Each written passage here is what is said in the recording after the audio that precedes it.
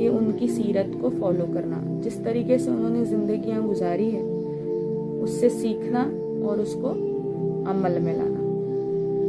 اور اس کے بعد آتی ہے کتابیں، اللہ کی بھیجی ہوئی کتابیں۔ اللہ کی بھیجی ہوئی کتابوں میں جو لکھا ہوا ہے، جو معلومات دی ہوئی ہے، اس کو اپنی زندگی میں فالو کرنا، اس کو گائیڈینس سمجھ کے فالو کرنا۔ اور سب سے امپورٹنٹ بات کہ آخرت پہ بلیو کرنا، موت کے بعد کی زندگی پہ بلیو کرنا۔ اگر اس زندگی پہ بلیو کریں گے، ہم کو پتہ ہے کہ مرنے کے بعد ہم سے حساب کتاب ہوگا، ہم سے ایک ایک چیز پوچھی جائے گی جو ہم نے زندگی میں جی ہے، تو پھر ہم ساری چیزوں کو فالو کرنے لگتے ہیں، چھوٹی سے چھوٹی چیزوں کو اور بڑی سے بڑی چیزوں کو۔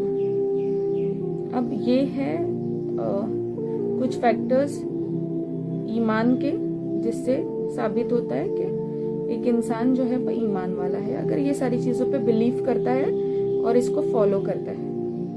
اور دوسری حدیث میں آیا ہے، حضور صلی اللہ علیہ وسلم نے فرمایا کہ ایمان کا مطلب ہے صبر کرنا اور معاف کرنا، صبر اور معاف کرنا۔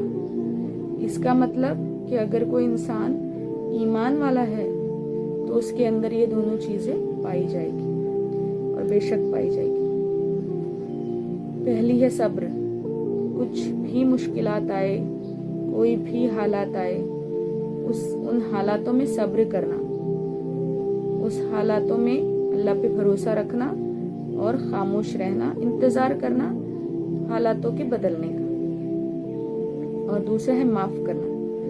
اگر کسی نے آپ کا نقصان کیا ہے، کسی نے آپ کو نقصان پہنچایا ہے، کسی نے آپ کی بربادی کی ہے، یا کسی کی وجہ سے آپ کو تکلیف پہنچی ہے، تو اس کا بدلہ نہیں لینا۔ بدلہ کیوں نہیں لینا؟ کیونکہ آپ کا ایمان ہے کہ اللہ موجود ہے، اللہ حساب کتاب کرنے والے ہیں، اور اللہ اس چیز پہ قادر ہے کہ سارا نظام چلاتے ہیں۔ اللہ کے اوپر چھوڑ دینا ساری چیزیں، بدلہ نہیں لینا، اور اللہ کے لیے اس کو معاف کر دینا۔ معافی جو ہے وہ ایمان کا اہم جز ہے۔ اگر آپ لوگوں کو معاف کر دو گے، چاہے وہ آپ کے رشتہ دار ہو، آپ کے دوست ہو، آپ کے پہچان والے ہو، یا دنیا میں کوئی اور ہو، اگر آپ لوگوں کو معاف کر دو گے تو اس وقت آپ کے لیے بہت ڈیفیکلٹ ہوگا